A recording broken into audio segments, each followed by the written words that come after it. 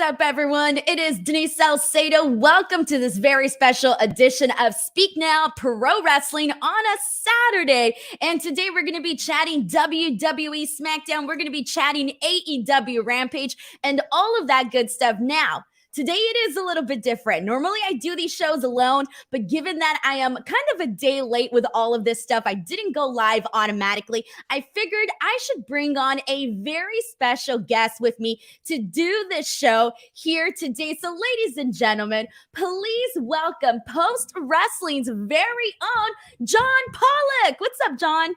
Denise, it's great to be here. I hope I live up to that billing, and thanks very much for inviting me. I'm looking forward to chatting about all of the news and topics coming out of Friday with you.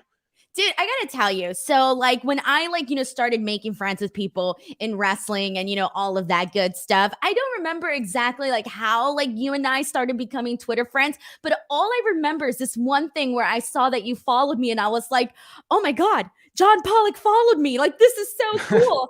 And it was one of those moments where I was like, oh my God, I got legit friends, man. This is awesome. So I want to thank you so much. I was so happy when you agreed to do the show with me. Oh, I really appreciate the invite. You and I have not really met before this, but I follow a lot of your work, and you work extremely hard. I think many people in the industry know that. So pleasure is all mine to be here and chat with you. Yeah, so for those of you guys who are watching the stream, this is the first time John and I are literally meeting digital. I kept saying in person, but we're not in person. So digitally, this is the first time that we are meeting. But John, before we get into everything, I do kind of want you to just kind of go ahead and, let the people know where they can follow you, where they can give you some love and all of that stuff before we get started into the show. Yeah, you can find all of my work at postwrestling.com. It's an independent site that I launched along with my colleague Wei Ting back in 2017. So it's totally listener supported, and we do multiple shows per week, daily news updates from myself and Andrew Thompson. And we have a whole network of shows with other people that contribute. So that's the easiest place to go is postwrestling.com, and then postwrestlingcafe.com, which is our Patreon that kind of helps run the whole site. That is really awesome. And you guys can also see his handle here. You go ahead and give him a follow. And all of those links are also in the description box below. For those of you guys who want to go ahead and give John some love, it would be really appreciated as well. So let's go ahead and get into the show, because boy, do we have so much to kind of talk about. We're going to kick things off with SmackDown, and we are going to do things a little bit differently here today. So instead of running down through every single little thing that happened on the show, we're going to pick some of the biggest moments and talk about that and kind of go about it that direction. So as you know, this Friday was the official date that the WWE draft takes effect, with the SmackDown roster being what it should be. And then this Monday, it's going to be the Raw roster, what it should be. So before we get into the cream of everything that happened on SmackDown, I kind of want to get started with, what are your thoughts on the SmackDown and Raw rosters at post WWE draft and now the official, the official rosters, really? Yeah, I think it's going to be interesting because we're going from this period where it's kind of just been a mixture of both rosters over these few weeks. And in theory, we probably need some of that going into Survivor Series. So I'm kind of curious to see how things shake out. I think more so on the SmackDown side. I'm sure we'll get into it, but you need to build up a lot of baby faces for this dominant heel champion you have in Roman Reigns. And it's interesting when you look at that long list of baby faces Reigns has run through. Many of them have now been shipped over to Raw at this point. So you've got Drew McIntyre, and after that, it seems like it's this golden opening to hopefully get some baby faces up and running. So I'm looking towards that, and similar on the women's side as well on SmackDown, because you have Charlotte Flair as your big heel champion and Sasha Banks, and then it's kind of wide open as well there. So I'm more so kind of focused on SmackDown and seeing where things are 2 to 3 months from now in terms of getting some new acts over or finding a way to kind of add a new coat of paint to some of the existing ones. Exactly. And I'm glad that you mentioned the fact that we definitely need some more baby faces to challenge Roman Reigns. And that's the thing, too, because even when you look at the star power and compare it from, all of the talents that you have on Raw versus the ones that you have on SmackDown, I feel like Raw has more of the star power than SmackDown does. Like, SmackDown is loaded right now with a lot of, talents that necessarily haven't, been able to make their mark yet. And so, we got Hit Row, we got so many other different people that are kind of starting to, barely make their debut. So it is going to be interesting to see how that sort of plays out. So in that sense, I'm kind of thinking like Raw right now, for me, just based on like the draft picks, kind of looks a lot stronger. Yeah, I think you've got a much more kind of rounded roster and some interesting matches to make as well. Whatever Edge's next program is after this Rollins one, and kind of now seeing like Big E as kind of the focal point of Raw moving forward. There's probably a lot more dynamic parts to Raw at the moment, and with SmackDown, I think it's the larger question that you have this dominant heel on top. And what is the long-term payoff to all of this? It's, if we compare to AEW, like this long story involving Hangman Page, like who is that character on SmackDown and WWE in general? And I don't know if anyone can really pin it down. Like, I don't think Brock Lesnar is that guy that is going to be your 44-year-old guy to conquer the major star in Roman Reigns. I think you want to have, that baby face of the future that people can look at as the one to ultimately benefit from having this long heel run and bringing an end to it. And it's true, because I think, like, off the top of my head, I'm trying to think like who on SmackDown fits that profile. And I can't even tell you, and I'm sure there's people that will be arguing, like, giving a certain name, and they will give certain names, but if it doesn't come at you like right away, chances are that probably isn't the person, if it's not the obvious answer to everybody in the room. So with that being said, let's go ahead and jump into Roman Reigns and Brock Lesnar, because that was an interesting ending at Crown Jewel, a very, very fun match, which I personally really enjoyed. And then we go into SmackDown. We have Roman Reigns coming out, and essentially Brock Lesnar just kind of like wrecking havoc and literally like beating everybody throughout this opening segment. So what I do want to talk about here is, how do you feel about the fact that we're sort of here again with Roman and with Brock Lesnar? Are you a fan of it, or do you kind of feel like it's seen it, been there, done that? Or do you like the new dynamic in terms of Roman being the heel and Brock being that baby face? I think it definitely works better with these two now in these more, especially for Reigns being in the role that I think people wanted to see him in for these past feuds with Brock of years past. I think Heyman's been a really essential tool to this whole program.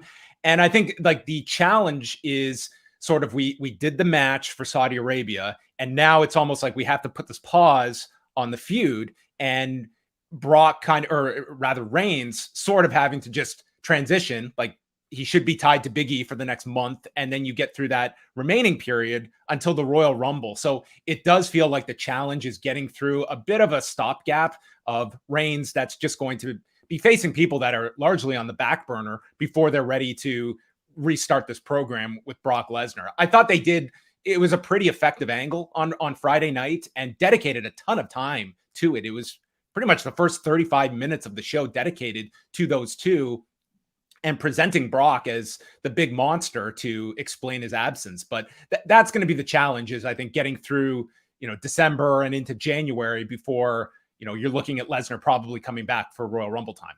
And I'm kind of glad that they also had, Brock essentially do this at the opening of the show, because I thought Brock Lesnar, they made him look kind of silly at the finish of Crown Jewel. I didn't necessarily like the finish to that match, and I didn't like how it made Brock Lesnar look. So given the fact that he comes in here today, I like that they were playing off of that tweet that he tweeted out that he was going to beat Roman Reigns senseless.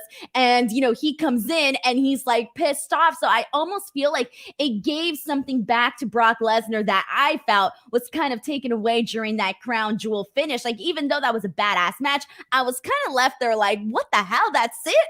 What? Yeah, I think so. I think you want to have Brock, I think, Friday night, that's kind of the light you want to put him in, as the guy that just is going to wreak havoc. And you had this, I thought Adam Pearce was awesome in this segment. I It's think, pants. yeah, man, the guy got F5'd out of his pants, a total team player, but just the way he plays it, I think, like, we always look at kind of William Regal, I think, as an authority figure that kind of like has it down pat. But I think Adam Pearce is great as kind of just your Jack Tunney kind of role, where he's right in the middle and just plays it verbatim as you would want. So I thought he was great in that segment. And I think this sets it up like you can see this story that, Lesnar, the option of winning the Rumble. I think that's a pretty easy scenario to map out. And the question of this having legs to WrestleMania, like that's 5 months time, but that's, as much as people talk about, well, Brock, it's like he's here, then he disappears for a long time. I don't think this would have the legs for 5 months if you were having Brock on television each and every week. You would blow through that match pretty quick. So this at least gives him that absence.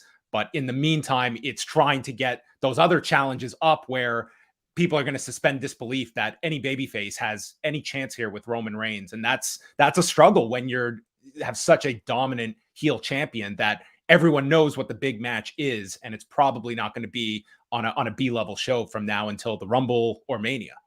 Exactly. And I do agree with you where you say if you were having, Brock Lesnar and Roman Reigns do all of this for the next 5 months, it's one of those things where, like, I know people get mad and I know that they complain that they don't like that Brock Lesnar's gone for like this big chunk of time, but I actually don't necessarily mind it because when he's on the show, it kind of makes it feel more special where, he's like, he's sort of a special attraction. If Brock Lesnar is there, then you know what? You might want to tune in and find out what's going on. Now, a lot of people I know absolutely hate that about Brock Lesnar, but I gotta say, I've always been like a proponent of it.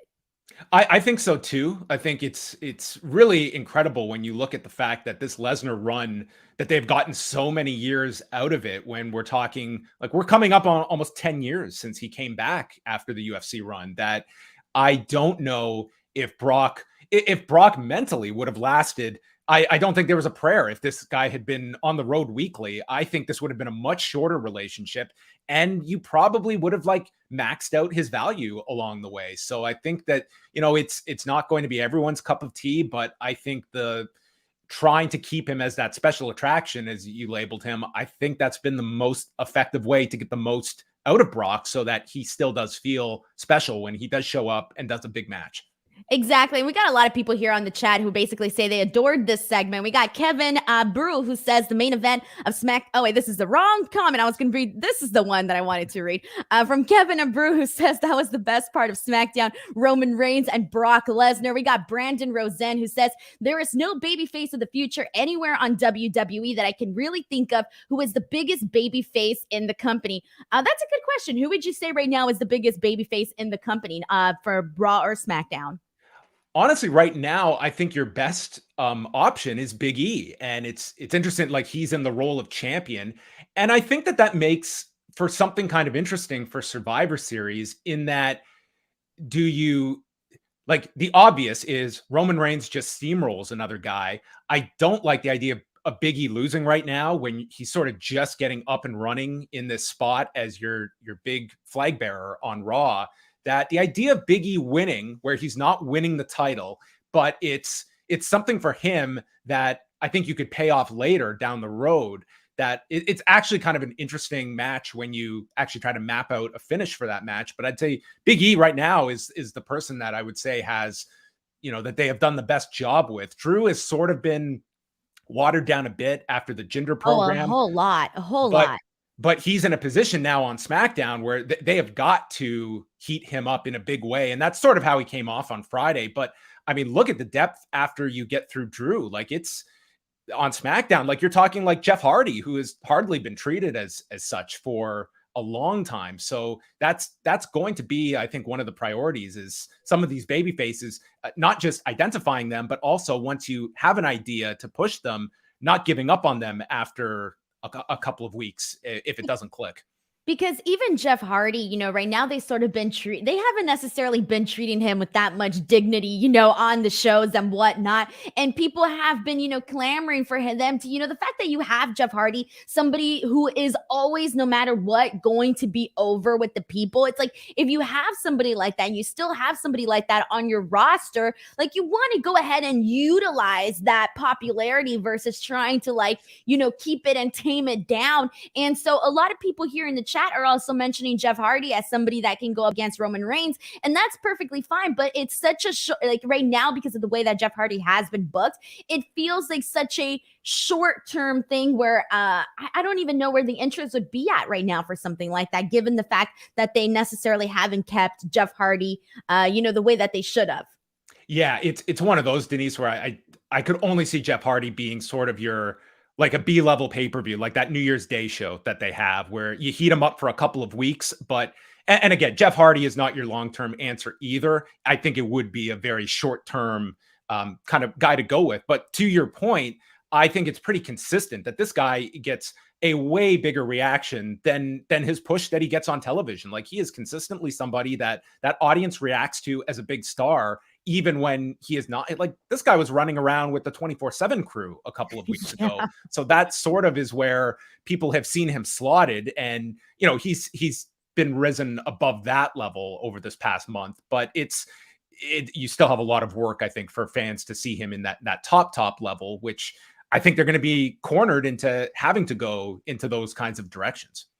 And that's interesting too, because it's like, you have, who else, like, do you have, like, the fact that right now Jeff Hardy is one of the only people that we can really think of for this position. It's kind of like a little bit, like, oh man, we got to get people, like, built up. But it's also interesting because they were, like, for example, like on Raw, you would have Karrion Kross come out to, like, no reaction whatsoever. And then you have guys like Jeff Hardy coming out to this big reaction. And it's like, dude, like, clearly something is not working if, your new guys aren't even getting any sort of a reaction. Who'd be a great idea, Denise? We totally forgot about this. They should call up Adam Cole. Adam Cole would be a fantastic option, I think.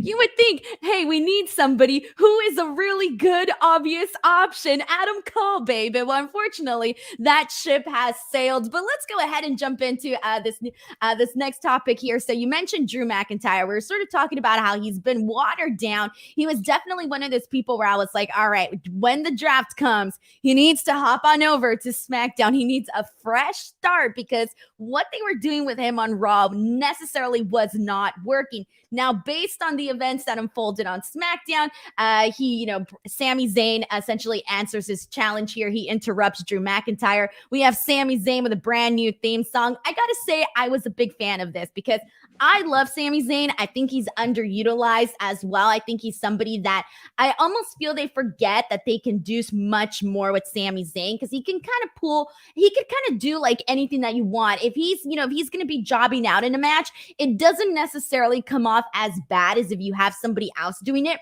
because you have Sami Zayn, which is he's such a funny character. He's such a funny person. So it kind of works with him in everything that he does. So he comes out, he starts to put himself over as the locker room leader, and everyone knows that it's BS. But the fact that he's like trying to sound Drew McIntyre, like if Drew McIntyre doesn't know any better, I was a big fan of this. You go into this match, Drew McIntyre wins rather quickly with a Claymore. And even though, like, I want to see more of this, I want to see more of Sami and Drew. What were your thoughts on this? I thought Sami Zayn was great in this segment. I love the ending with him doing the countdown, and then just the way they shot. Like, sometimes we really get on WWE for the camera work and such, and completely warranted. But this, like, the way it was shot, where out of nowhere comes Drew with the Claymore to cut off the countdown. I thought it was a great ending. And Sami Zayn's in this role where he's so entertaining in this role, and he's kind of, it's a blessing and a curse to be in the utility role where they have confidence to put you into any segment with any person, and he gets a microphone, he will stay over. He is not going to, I think, risk ever falling. At the same time, I think they also see a ceiling for a Sami Zayn. I think Kevin Owens kind of falls into that category too. But Zayn is fantastic in this character, and it kind of established Drew right out of the gate on SmackDown as a player, which was needed. I think it was the sort of introduction or reintroduction of Drew that you wanted to get across, while, to me, not harming Sami, who was very entertaining in this segment. And I'm so glad that you brought up that it's kind of a blessing and a curse for Sami Zayn, because it is. I feel like they could put him in like bigger storylines, but he's always finds himself in the exact same like mid-card spot. And for the most part, like everything that he does, like when he was doing the whole like WWE conspiracy thing, like that was a lot of fun. And so like everything that they've done with him has been great. And you also mentioned Kevin Owens. And there's the interesting thing about Kevin Owens. He had like one of the best like feuds, in my opinion, with Roman Reigns. And like them going back and forth and having all of those matches that they did, I thought it was some of the best stuff that Roman Reigns did as right now as champion. I think Kevin Owens is like, he's in a good role, but to me, he is still someone that is so underutilized in this company. And I have no doubt that this guy could be among, if not the top heel, I think, in the industry. But he has also been able to demonstrate this guy can be a top babyface as well. And he really kind of flexed those muscles in the Roman Reigns program. The fact that they got as many matches as they did out of that, I think was a credit to both of them, but it really showcased Owens in that light. And again, he's someone that they're always going to have and find a role for a Kevin Owens, but I think they see him up to a certain level. And I think they've missed out on kind of the upper level that a Kevin Owens could thrive in. Exactly. I feel the exact same way. It's one of those things where I really liked all of the matches that they did. And I know some people were kind of like, oh, well, we've already seen. I was like, I don't care how many times we've seen this match. Like, this is good stuff here, because Kevin Owens is the kind of guy that always brings something new to the table. Like, how many times haven't we seen Kevin Owens versus Sami Zayn? And even then, it's always like a really good time, even though we all know we've seen it like 1,000 times, Yeah. And that's a perfect example that, I mean, for WrestleMania, just, it's a proven chemistry that the two have had with countless matches together. You throw in the whole Logan Paul involvement. You can put Kevin Owens with the celebrity. You can put him with Sami Zayn. You can throw him against as the opponent of the month for Roman Reigns. You can put him in a tag team. Like, you can come up with all these different scenarios for Kevin Owens. And like, that's what I'm saying. You can always find a role for him, but I think it still feels like they will only go so far with an Owens. Exactly. So let's go ahead and jump into somebody that they are definitely looking like they're going far with, and that is Xavier Woods. He gets crowned today, his coronation. He just won the King of the Ring tournament at Saudi Arabia, crown jewel. I think, everybody wanted Xavier Woods to come out as King of the Ring, but there was a big portion of me, and I know lots of other people, who kind of feared that they wouldn't actually go with Xavier Woods, but lo and behold, they did. It was a fun match. He and Finn Balor, who were the finalists, had some of the best matches in the tournament, and we actually had a happy ending. Were you surprised by that? Stunned, absolutely stunned. Throughout the tournament, like, me and Wai were just going through these brackets, and like each one was, this was the week Xavier loses. This is the week Xavier loses, and it was just the assumption that this is the clear cut fan favorite to win, that can't possibly be the outcome here, because it's too simple. And then they deliver you the ultimate swerve that they put over the babyface everyone wanted to see win. So I think with the King of the Ring, it's all sort of in what character elements you can draw out of it. And I think what we saw on Friday is that, with Kofi and Xavier together, hopefully there's a lot of creativity that comes out of this that adds a new wrinkle to sort of the New Day presentation, at least the two-man version of it. And I think everyone can kind of look at Woods as, there was something tangible here. This was the only guy in either tournament that expressed any desire to win this thing. And by default, the audience is rooting for that person. I think a lot can be learned right there, of just give your characters a motivation and express it, and you'll be amazed at how your audience can suddenly get behind someone. And we didn't see a whole lot of that in the tournament. It was just, here's a tournament and these people are going to have matches. Why do they want to win this? Fill in the blanks. But here's one person who has expressed the desire to do so. Exactly. And I'm so happy that you mentioned that you want to see like more creativity, because I was going to ask you, like, what do you want to see out of Xavier Woods' run as King of the Ring? And it was when you said that, it was the exact same thing that I was thinking. I want to see, given that the New Day is so fun and they could be so outlandish and so out there and come up with some really like funny, wacky stuff. Like that's what I want to see out of this. Like I want to see, even when we were seeing this coronation, they went out and Kofi brought out the King's Gospel and all of that. Like little touches like that, I think is what's going to make Xavier Woods as King of the Ring more memorable. Because I feel like the past King of the Ring like winners, like they don't feel memorable to me like recently. And so like I feel like you need to get that, you need to get it back on track. And I think they could do it with Xavier Woods. Yeah, I think so too. Like that to me is, when the tournament has been used to give someone like a meaningful elevation, I think that's when you put weight behind the tournament.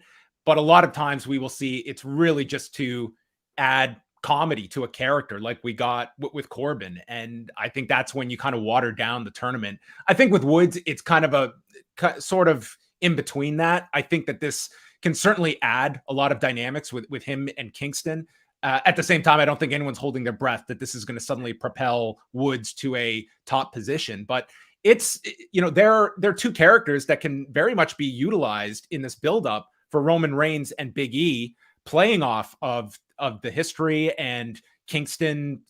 It's a way to utilize those two, attach them to a main event player in the next few weeks while Big E is on Raw, and then you pull off the match at Survivor Series. So there's options on the table of what you can do with this. I love that. There's definitely options, and I think they need to utilize it to finally make the King of the Ring mean something more than what they had with Baron Corbin. We got a super chat from Brandon Rosen. Thank you so much to Brandon, who says, I'm happy to see that WWE let Xavier Woods and the fans have their feel-good moment on SmackDown. It's just something that WWE doesn't do that often. And isn't that kind of sad, John, when you think about it? The fact that you're expecting disappointment versus actual fruition of what the fans actually want to see, which feels polar opposite of like every other fandom in entertainment.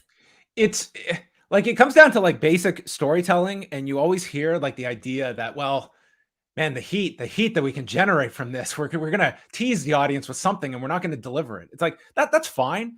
But at the end of the day, you have to deliver it. You have to, like, this is the fork in the road that is going to temporarily bring about a down note for the audience. But it's supposed to be met with an even greater delivery at the end. Like, that is where the story should end. And I think too often you get Brock steamrolls Kofi. That's the end of the story. That's where it goes. Like, Kofi goes back to a mid-card role and he stays there. It's like, I'm kind of deflated at the end of that. And there's so many examples of that. And I think Crown Jewel was a great example where you got to see the culmination of several stories, baby faces winning, and shocking. Like, people came away with that show with a generally positive feeling towards many of the matches. So I got to tell you, like, when I think about this, like being disappointed or expecting disappointment, an example that just like sticks out in my head because I was there and I lived it was SummerSlam when they had Carmella coming out and they announced her to be in this match with Bianca.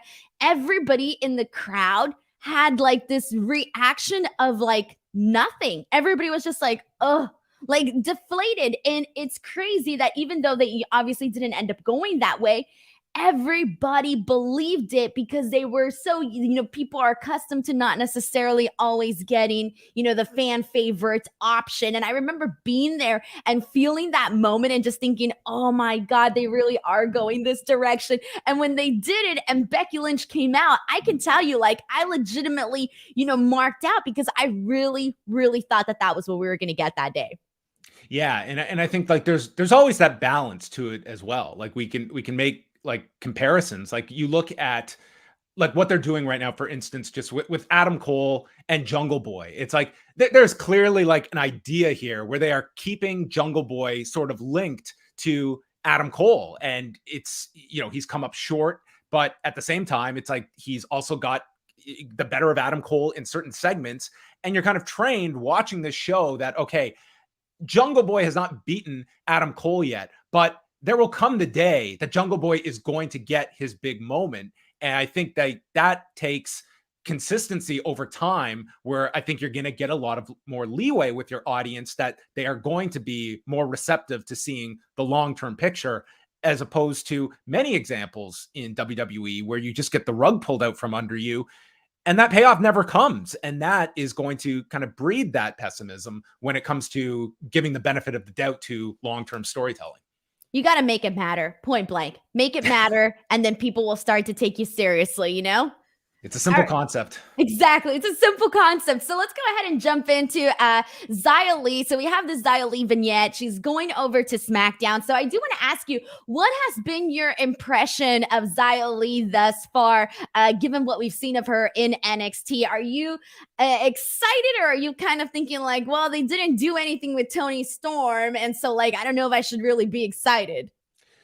I put her under the category of, like, there's a lot of new names that are being called up or being introduced or just coming over from the brands, that I worry that someone like her is just going to get lost in the shuffle if they don't have a concrete story. Like, I mean, look no further than Tegan Nox and Shotzi Blackheart, who to me, again, just lost in the shuffle. That it's one thing to bring them up. It's another to have like a defined idea, something long-term. It's like, why is Xia Li coming up? So I think you watch it with like some cautious pessimism. She's a great athlete. She is still relatively new.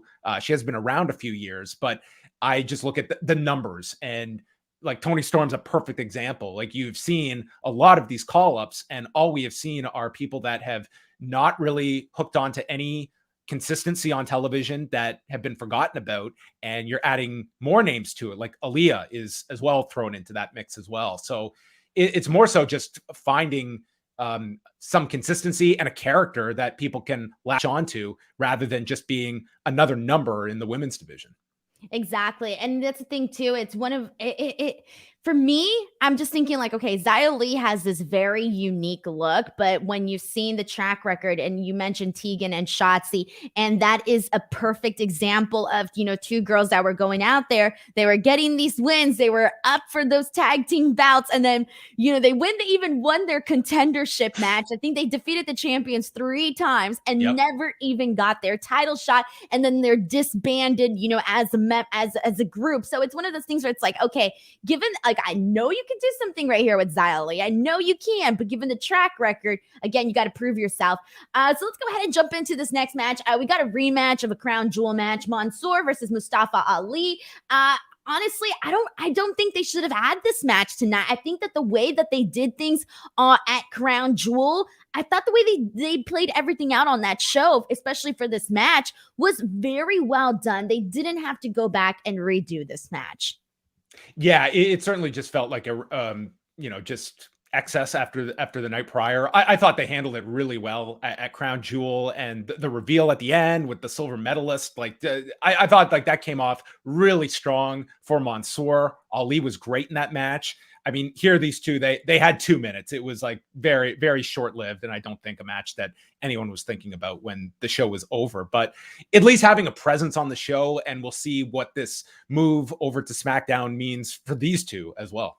I hope that they really start to, because I feel they really have something with both of these guys, with both Mansoor and Mustafa Ali, but they kind of keep them in the same exact bubble where they wrestle the same people on the, the same spots on the roster. Like, I would really like to see a little bit more given to both of these guys, because I kind of feel like they're kept in a bubble, and they need to break them out of that bubble, because I feel like they still have the perception of oh, it's Mustafa Ali and Mansoor. Oh, well, this one isn't, this match isn't really that important. And I feel like you need to take that away from some of the viewers who go into it thinking this way when you have certain guys coming out. And I feel the exact same way, for guys like Humberto Carrillo, Angel Garza, Mason T-Bar, where it's like they're all sort of kept in the exact same bubble and haven't really been given an opportunity to, grow and become stars out of those people. Yeah, I really like Garza and Carrillo as a team. Like, they only paired them together over the past month, but I see a lot of potential in those two. And it's just a case of seeing that and giving them regular television time, because it gets very easy to be slotted in WWE, where you are seen as either top end, middle of the pack, or lower, and it sometimes becomes very difficult to get out of that, where the fans see you in that level and you're sort of booked accordingly to what tier you are viewed upon, both internally and externally. So I would like to see, pick somebody, just Mansoor. We've got something in this guy. The audience takes to him. Let's give this guy like a sustained run. Let's see if he can move up to that middle tier, and God forbid, even higher. I think the audience will respond to that when they see elevation. That, to me, that's always a way to kind of reinvigorate your audience, is when you see the ascension of a new talent that is rising and feels fresh and can create a lot of new matches, new scenarios, and is going to be what both brands need. Amazing. So we actually have a question here from Nathaniel Jones, who sent in a super chat. Thank you so much to Nathaniel. BTW guys, if you do send in a super chat, you do get your question, your comment, or your statement read on the air, 100% guaranteed. Nathaniel Jones wants to know, what do you guys think about the demographics showing that the majority of watchers are 50 plus years old? And then, talking for the WWE end of things. John, what do you have to say about this? I mean, there's no doubt that it's, the older audience that is going to be a huge difference when it comes to the overall viewership of both shows. I think it's very interesting when you look at some of like the breakdowns, that the WWE audience, like, it just tends to get older each ensuing year. And it's to me, you had this giant boom period 22 years ago, and that audience has just gotten older with the product. I think that when you watch this show, it's very much, as much as they want to tailor it towards kids and make it, we're going after everyone, AEW has been able to find an opening, and that has appealed to the younger side of the 18 to 49 demographic. So I think when it comes to that older audience, they're very brand loyal. Like, you look at that is the one area AEW is not going to touch them in adults over 50. And you can argue if that's good or bad, but it is a demographic that's pretty set in its way, and they view WWE's presentation of pro wrestling as what they see as their presentation of choice. And based on what I've seen on social media, obviously everybody's, cracking jokes about, them having an older fan base, et cetera, et cetera. And I get it. Like, I get all the jokes and all of that, but I also kind of see it you mentioned the whole loyalty thing. And I'm like, in a way, like, I feel like it's, good to at least have, this loyal fan base that moves with you no matter what. But it is one of those things too, where it's like, okay, so like, we're trying to cater to these young people, but we're also not getting them. I don't necessarily think that means that, I don't necessarily think that it's a negative to also have, older viewers. It's not entirely, and it's all in how you view this, because within the television industry, like, it's so centered on 18 to 49, because for most of your programming that a Fox is producing, like, the advertising that you sell to that demographic is going to be the difference between a show being profitable or a show that is not. And professional wrestling, by its very nature, it's very different, because, you have so many other ways that you can make money off of your product. You're not just living and dying off of your ad sales for your 2-hour wrestling program every Friday night. You're selling tickets, where a ticket from a 60-year-old is equal to a ticket being bought by a 23-year-old. You're trying to sell subscriptions to Peacock, where it's just numbers and volume regardless of age. So you take that into consideration. There's absolutely a value to audiences outside of the key demographic, but it's, there is such a big premium placed on there, because that's their value to the network, which is where they are going to make so much of their revenue every year. And also building your audience for the future. You always want to have a foundation of younger viewers that are going to grow and become those brand loyal followers of your product. And I think that's kind of the age group that they are going to compete with AEW over, is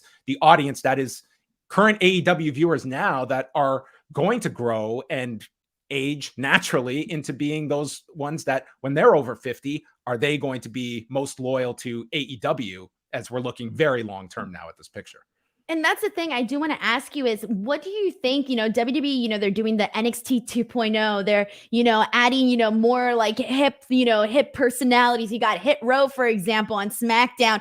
What do you think they need to continue to do or start doing to maybe attract those younger audiences?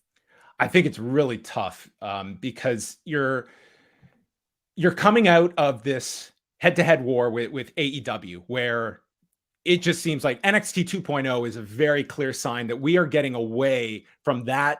We cannot compete on that level, or at least do not want to. And we're going to present our different version of pro wrestling that is very character based and attempting to go younger. And it's finding, like, what can NXT 2.0 do that differentiates itself, that also is going to be worthy of a fan's time that is limited. Like, look at, if you are a 30-year-old pro wrestling fan and you follow multiple companies, you have no shortage of quality content on a daily basis. So to me, the onus is on the companies that you have to present a product that is going to be worthy of a fan spending 2 hours on a Tuesday night to watch. I think that you can understand what the philosophy is with NXT of, this is completely creating acts that can make the seamless transition to the main roster. And that's fine. But at the same time, you're also trying to present a 2-hour program that is on national cable television. And is this version going to appeal to a mass audience? So I think that's going to be the tricky part, because you're also in this hangover effect of people that are kind of lamenting the old NXT that they really loved, and then went through this 2-year period where it sort of got, they were no longer the cool kid on the block. And now they're just trying to completely change the identity that's going to turn a lot of people off. So it's appealing to an audience that I don't know if they can really put their finger on who is the defined NXT viewer right now that has many other options. And I don't know if any of them are going to put NXT near the top of their priority list each week. Exactly. And I feel like it's the same thing where you're right. Like, there's people that are still, wanting that old version of NXT. And there's some people that are just not getting on board with the new version of NXT. And I miss when NXT was like the cool kid, like you said, the cool kid on the block. I genuinely miss that. But let's go ahead and get into this super chat from Brandon Rosen, who says, I'm nervous about Hit Row. They looked and sounded fantastic on SmackDown. I hope that WWE creative doesn't touch them and lets them do their thing in the ring. John, what are your thoughts on Hit Row, and how do you think they're going to fare on the SmackDown roster? I think Hit Row was a tremendous success on the NXT level for the short time that they were together there. And I liked what I saw on Friday. Like, to me, it felt like an act that came up, and on night one were untouched. They had the same kind of, they were received the same way they were on NXT. And I hope that they can thrive, and that they see the fact that they called them up. I think that gives you optimism that they see that this is an act that can really connect with our audience on a larger scale on Fox. I think they can have something really special in them. It comes down to, as well, just the varying levels of experience you have in that group. Like BFAB, this is, a major promotion to be putting her up on SmackDown, but I think you have some great talkers. Swerve and Adonis clearly can go at this point. And it's just going to be, to me, the overall presentation over time, and kind of giving them a lot of the leeway that I think you could see that they had in NXT, because that's a very specific group to write for and to get their voice, that I think you want that authentic voice that they were able to kind of cultivate and came across on Friday night for me. Yeah, and that's the thing too. Like, for me, the one thing that I do hope that they kind of switch up from what we were doing on NXT is that, like, the second they came out on NXT, you knew right away, oh, this is a main roster act. Like, I was not surprised whatsoever when they got drafted. But the one thing that I think kind of hurt what they were doing on NXT is that they put so much focus on the group as a whole that all of a sudden they forgot that Isaiah Swerve Scott, and given the fact that at the time he was NXT North American champion, they kind of forgot to actually push him, still as a singles individual, as somebody, who could be defending the title. So I do hope that, in SmackDown, I hope out on SmackDown, I hope this isn't just seen as, we just get a bunch of tag team matches and all of that, because I still want to see Isaiah Scott sort of shine on his own while still being around with that entourage and kind of, like mixing it up a little bit. I don't want to see what they were doing in terms of that, like they were doing on NXT, because they kind of quickly forgot about the fact that he was even champion. Yeah, and I mean, he is the one to kind of build it around in terms of like the in-ring that comes with everything like the Hit Row act has to really, give him that kind of positioning. So yeah, it's probably going to be the group of all of the call-ups or draft changes that's going to be under a microscope, because I think everyone has their concerns of like, this act, they have seen it get over at a smaller level, and there's no reason it can't on the main roster. And that, to me, like if this group, if we're talking in 6 months and they're just forgotten about, I think that speaks really poorly to the NXT system of cultivating these acts and bringing them up, because we've seen it work at this level, and you have to identify what works and hopefully make it larger. That's great. So we're going to go ahead and jump into what is kind of a big story right now and something that everybody is talking about. So I did not watch SmackDown live last night. I watched it this morning. So I went into this already knowing, and having read the reports on the situation with Becky Lynch and Charlotte Flair. So let's go ahead and talk about that. So as we all know, they essentially basically kind of booked themselves into a corner where you have Becky Lynch, as your, going to Raw, but she's your SmackDown champion. And then you have Charlotte going to SmackDown, but she's your Raw champion. And I think we all knew that they were going to do this belt swap, but there were some people that were like, okay, maybe they won't, maybe they'll hold it off. Maybe they'll do something at Survivor Series, maybe something will happen, right? Well, they kind of didn't, even though on SmackDown they had Becky Lynch sort of tease, the Becky 2-bout situation. They didn't end up going that way. Instead, what happened on SmackDown was you had Sonya Deville coming out with both of these women, and she says it's time for the special transaction, and they are to swap the belts. And they're kind of both just standing there, not really doing anything. So it's like kind of like just a long pause where neither woman wants to swap belts. The crowd then begins to chant Becky 2 belts, Becky 2 bouts, and you're finally about to see this like exchange, but Becky Lynch goes for the bout, goes for Charlotte's bout, but instead Charlotte just drops it on the floor. And Becky Lynch kind of has like, and I went into this and I was like, knowing this, I was looking at facial reactions and really picking up on that. And Becky Lynch did not look happy whatsoever about that. And then Charlotte kind of like, went back down. She picks up the bout, and then Becky ends up throwing her bout to Charlotte Flair, and Becky looks pissed. And everybody just looks very uncomfortable. And then after, and poor Sonya, she's just standing there in the middle of it. You finally have Sasha Banks come out. She comes out and she basically says that she runs the Blue brand. She says, quote, bitch, you're out of your damn mind, to Charlotte Flair. Becky says, bye, I'm leaving to Raw. And that is the end of this segment. But later on, it is reported by PW Insider that there was a heated backstage confrontation between Charlotte Flair and Becky Lynch following the events that unfolded on SmackDown. And so also TalkSport also provided some more details. So what happened here is apparently during the segment, during the bout exchange, that was not what was supposed to happen. They were supposed to essentially do like a play, like a cat and mouse sort of thing with the titles. And Lynch was supposed to get her hands on it before essentially Charlotte Flair ended up dropping it. So I guess there was some sort of issue with the timing, etc. Fightful then reported late Saturday morning that Lynch was supposed to grab the bout, but Flair went against it. So they did not agree on how this segment was supposed to go down.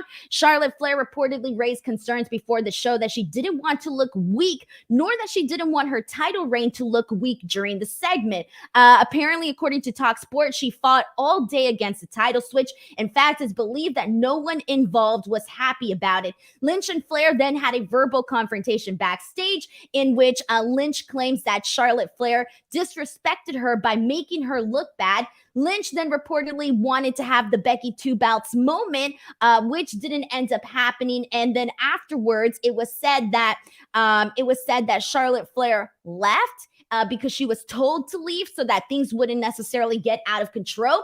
And apparently, Vince McMahon was reportedly angry that Charlotte left the backstage, without necessarily talking to him. And again, Fightful reported that Flair was told to leave the building. TalkSport also reported that the relationship between Charlotte and Becky has been strained for some time after Becky Lynch necessarily referred to Charlotte Flair as plastic in a promo a few years ago. So also TalkSport did report another interesting thing, that Charlotte Flair did want to lose clean on Monday Night Raw to Bianca Belair to essentially crown her, Raw Women's Champion. So all of that went down. John, what were your thoughts on this whole situation? That was a fantastic recap, Denise. It was a lot. I was like, this person said that. This person said this. No, it's good to get all of the details out there. I mean, from the information I was able to gather this morning, just like about the confrontation, like you're talking about obviously two individuals that I think, at first glance, you can look at this as being really crazy when it comes to what this segment was, but the reactions, like these are people that are like, these are main event players, and you heard a lot more of these stories, almost like of a bygone era when it came to, kind of character portrayal and hearing like stories like this. They certainly exist today, but I think we see less of these stories than we did of a prior generation. Obviously coming out of this, like this story circulated incredibly quickly, and these are kind of your options. Like on the one hand, it's like you have the option that you could just have Charlotte drop this title to Sasha and you go with Becky and Sasha. But this being pro wrestling and this being a pretty astute audience when it comes to this news, this feeds in very well to have like an extra edge to a Becky Charlotte match, which is the bigger match to do at Survivor Series. So it's one where I think it's like you watched it and it certainly felt very awkward watching it where the belts fall down, and it's only after the fact that you learn of, all of this backstory that you outlined of what was going on here. And like, how much of that, like, do you place these two to work together over the next couple of months? Like, you are going to get heated exchanges between performers. I think that's natural to expect in this industry where there is a level of competition that goes on behind the scenes that very much exists, and characters that are going to be very tied to how they're portrayed, and maybe sometimes looking too deeply into it. I think just getting back to the overall premise of it, it's certainly something where I think the belt exchange in and of itself, it puts the performers, I think it's a very silly segment that you have to execute this performative action where we put these two people in the ring to trade their belts with one another. I think that just in and of itself, you're starting at a place of probably frustration on both sides, that this sounds such a silly segment that we have to do, where I'm going to hand you your belt and you're going to hand me my belt, and then we're going to go along on our merry way. Especially when you mentioned we have Survivor Series, and the best you can hope for is that when you are tasked with this segment, making it come across as best as you can. Sometimes you are given, carte blanche, and it's a great day at the office to go out and perform something. And other times you are given this to go perform, and you try to do your best. And this just seemed to be two people that were on different pages here, and you got a very clunky segment that played out as such. And we will see if this is even referred to, because I doubt it will be on programming, but it is something that can also, the fans are aware of this, and you can almost make subtleties to it if you are actually going to build to this match in a couple of weeks.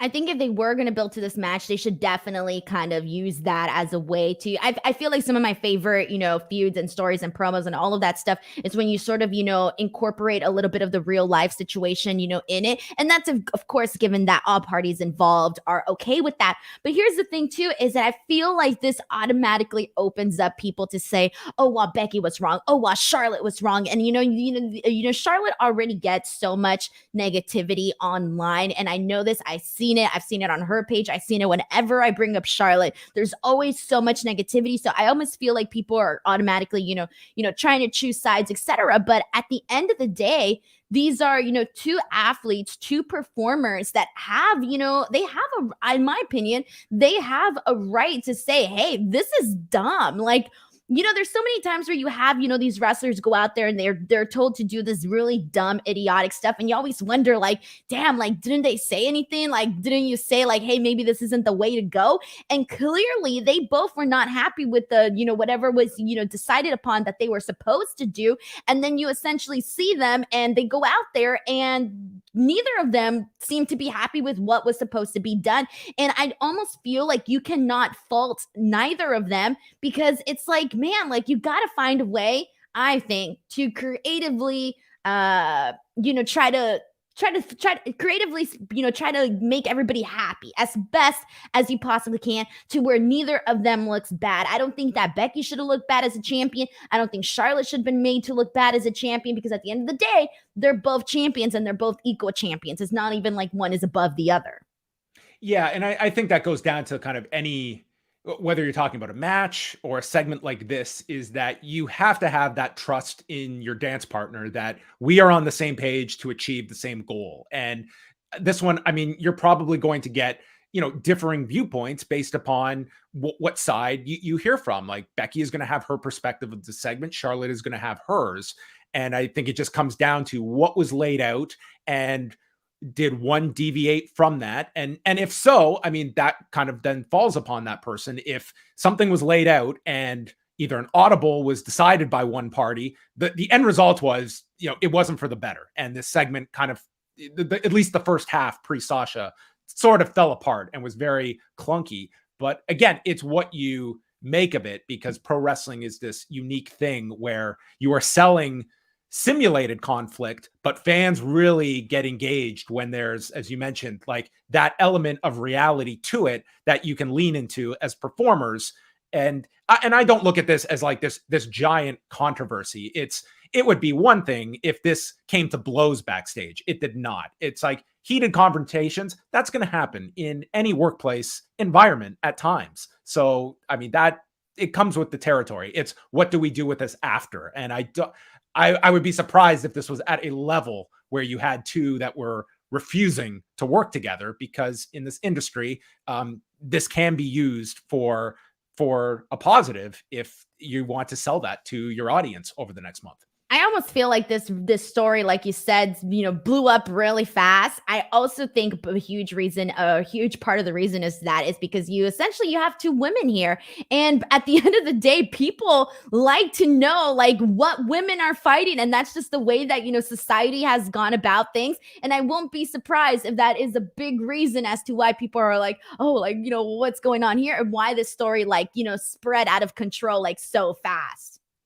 Yeah, I think that it's, whenever you have these stories about like a segment going awry and then some conflict backstage, I think that is going to energize people's curiosity to learn more, especially when, it's some kind of heated conflict that, you don't hear it. Like, it's not like it's prevalent that this happens on a weekly basis, but at the same time, there's going to be that curiosity that the company can capitalize on. That's sort of what they are in the business of doing.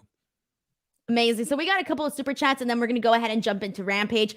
We got a super chat from Reggie Simmons. It says, just discovered Post Wrestling recently. Great stuff. Now that Denise has put you over, you got a new subscriber, pal. Great show. Definitely subscribe, guys. Again, you can find the link to Post Wrestling in the description box below. Thank you so much to Reggie Simmons for the very kind super chat. And then I believe we had one more. Yes, one from Brandon, who says, I wonder how the booking would change if more top stars, the protected ones, spoke up more about the creative decisions, not just about their own storylines, but about everything on the show. Did you want to add to this, John? Yeah, I mean, it ultimately comes down to a performer and what leverage they feel they have to do that. I do think it's like, it is within every performer's right to have their input, have their 2 cents. Like as we look at this as like, the industry as a whole, it's like these performers, this is their livelihood and their protection of their character. They only get one character. They only get one career.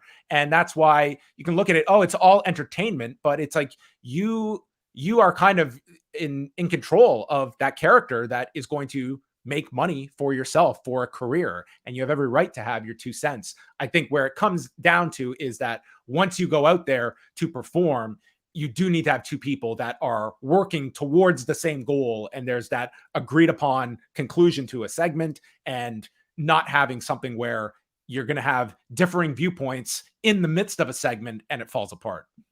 Amazing. We're going to go ahead and jump into Rampage. But before we do, I do have a message from our sponsors.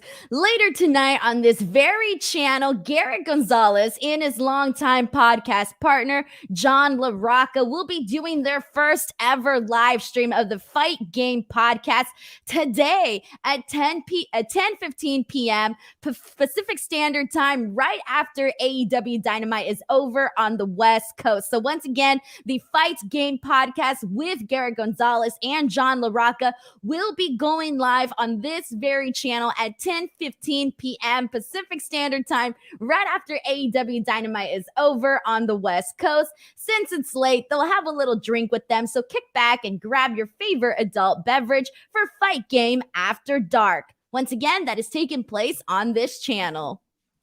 All right, let's go ahead and jump into to Rampage. So we got a couple things to talk about. Again, Rampage is a short show, so we only got a few things to get into here. Let's go ahead and talk about Powerhouse Hobbs and Orange Cassidy. I thought this was a really fun match. Kind of really made Powerhouse Hobbs look really aggressive. I like this. I kind of like the side that we got of Powerhouse Hobbs here today. I think we've always known that he's been like this, real badass, especially when it comes to all the power moves and everything that he does like that. But this time we kind of got a little frustration from Powerhouse Hobbs. But in the end, we do see Orange Cassidy take the victory, and now he moves on to the semifinals in the tournament. What are your thoughts on Hobbs and Orange Cassidy? I think for the story that it looks that they are trying to tell in this tournament, I think it made the most sense for Cassidy to win. I agree with you. You had this story that was kind of different for a Cassidy match where he's got to sell the ribs. At the same time, I think you have an audience that kind of has in their mind of what an Orange Cassidy match is going to look like, and you had to kind of mortgage some of those elements for what you were trying to do here. So I don't know if this one hit in comparison to some of the other matches on the show, but I'm with you on Hobbs. I think very highly of this guy. He's hardly a finished product, but I think you'd be blind not to see the potential in Hobbs. And this sets up, Cassidy in theory facing John Moxley in the second round. And I think you can kind of get this story of Moxley sort of running through some of the, the members of the whole best friends unit, and a pretty beloved character in Orange Cassidy. Exactly. And I'm looking, obviously, right here, we have the World Title Eliminator Tournament bracket. This has not been updated, as you can tell, but I think it'd be a really great, obviously, John Moxley is going to move forward on that end. It's going to be a really good matchup on that side. I think given the fact that a lot of people weren't necessarily all that thrilled of the bracket and the names and all of the people announced, I think for the most part, it's starting to, it's starting to get there just a tad. But let's go ahead and talk about the women, because there's a lot to talk about here. We had Brit Baker versus Anna Jay. This was probably the best that Anna Jay has looked, in my opinion. For the finish was really fun. Brit kicks her in the face, locks her in the lockjaw for the win, and she gets the win here. But I kind of want to talk about the TBS Women's Championship bracket, because that was officially announced. We have all of the names of who is going to be participating in that here. We got Anna Jay, Jamie Hayter. We got the Bunny, Red Velvet, Serena Deeb, Hikaru Shida, Penelope Ford, Ruby Soho, and already the 4 buys, Thunder Rosa, Jade Cargill, Nyla Rose, and Chris Statlander. So I really like how this is so far formatted. In terms of the matchups that we're seeing here on the screen, is there any that you particularly are looking forward to, would like to see, and who do you think will be who do you want to win the TBS Women's Championship? Looking at the brackets, I think the rematch between Shida and Deeb should be really strong. I'm looking forward to seeing Ruby Soho with a mixture of opponents here. I look at this and I think the most interesting one is probably on the top bracket there. Like Jade Cargill and Thunder Rosa would be my guess to meet in the next round, with both of them advancing. And I can certainly see Jade Cargill and Ruby Soho meeting in the finals. I guess Thunder Rosa would be another option. I just don't see them beating Jade Cargill after this big push. And I almost want to keep Thunder Rosa ready for Brit Baker when they're ready to pull the trigger and go with that rematch. So I guess just looking at these brackets now, I'd say Ruby Soho and Jade Cargill in the finals. And you could go either way on that one. Like, they have certainly protected Jade Cargill, and this would be a significant elevation for her, putting a championship on her. And she's going to have longer matches in this tournament. Yeah, she definitely is. And they've been protecting Jade Cargill a lot. Obviously, she's still a little green, but she's been definitely improving. She's got a great look and all of that. Personally, I mean, like, looking at this, I would definitely like to see Thunder Rosa make it all the way. Jade Cargill has already gotten a pin over Thunder Rosa. I know that they're keeping her strong and they don't necessarily want her losing, but I also don't want to see her getting another win over Thunder Rosa if that's the way that it would come down to it. I don't necessarily feel like I would be a fan of that. I, too, am looking forward to Serena Deeb and Hikaru Shida. I kind of hope that we do get to see Ruby Soho and Serena Deeb. I think that would be fantastic. But I also don't necessarily want to ignore Chris Statlander, because Chris Statlander has also been a really good. I think they could definitely do a whole lot more with Chris Statlander. So I almost feel like maybe she shouldn't be forgotten about. Red Velvet, I would like to see Red Velvet, go a little further on in this tournament as well, because she's somebody that every spot that she has been given, she sort of rocked with it really well, but she kind of she ends up they keep forgetting about her. So I almost feel like they can kind of do something with her. But for the most part, I'm really looking forward to this tournament. And I feel like right now that given the Queen's Crown tournament and how all that went down, if AEW really wants to get a win over WWE right now, a symbolic win, they need to make this tournament that much better than what we saw with the Queen's Crown tournament. It would be quite the dig if, like, the very first match goes whatever it is, 18 minutes, and eclipses the entire combined time of the Queen's Crown matches. And they could do that if they wanted to. It would be like something like, obviously they've been throwing jabs back and forth at one another. So, they can definitely do that. Let's go. I know we kind of went over the 1 hour mark, so I don't want to take up too much of your time. So let's go ahead and jump into Pock versus Andrade, match number 2. I got to tell you, so when this match started, I started thinking to myself, man, this match isn't as good as their first one, right? My brain was along there. And then the match kept going. And I was like, oh man, it's getting better. Then it kept going and it kept getting better. And I started to think to myself, maybe I was wrong. And now I can't even decide which matchup I liked most from both of these guys. I mean, they went out there. They did it all. I especially love all of the work that they did on the ring apron. It was just so aggressive.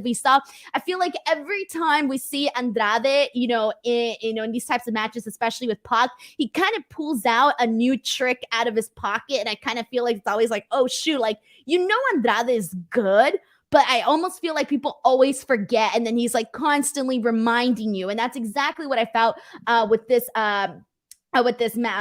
Pac match. And then we do see Pac essentially pick up the victory. But right after this, the lights go out, and out of nowhere, Malachi Black comes out and he gets Pac in the face with the mitts. And for a second, I'm wondering, well, what's going on here? Is he an alliance with Andrade? What's happening here? So I really do like that we saw that incorporation of that. Afterwards, we see Arn Anderson come out. We see Cody coming out. Cody comes out and attacks both Malachi Black and Andrade. And I kind of feel like Cody really needed this too, because personally, I really wasn't interested in seeing Malachi Black versus Cody again.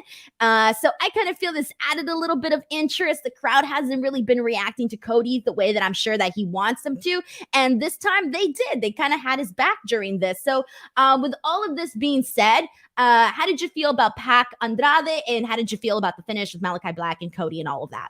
I thought the final, however long it was, 20 minutes or so of the show were just excellent. I thought this was Andrade's best match since coming to AEW.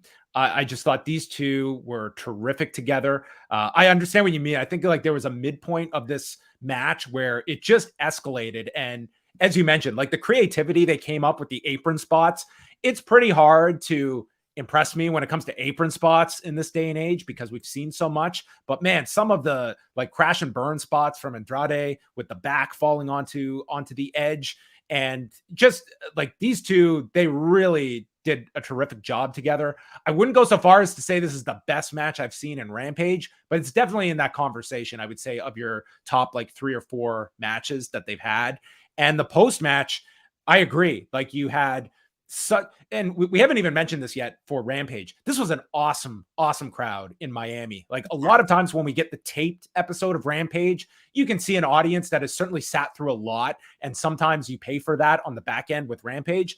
Not the case for this Miami crowd. They were hot throughout this show, and I thought they added so much here. Cody was totally received as a babyface, which I don't know if you would just automatically assume.